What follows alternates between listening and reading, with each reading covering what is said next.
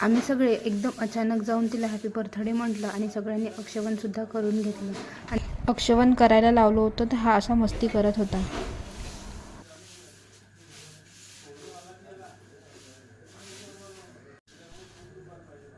Birthday to you, happy birthday to you, happy birthday to you, happy birthday to you. त्यानंतर cake cutting झाली. ती काकू अशी लाजली.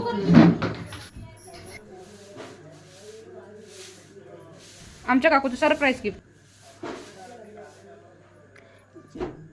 Gift. त्यानंतर गिफ्ट एवढं घट्ट पॅक करून आणलं होतं की ते खोलतच नव्हतं.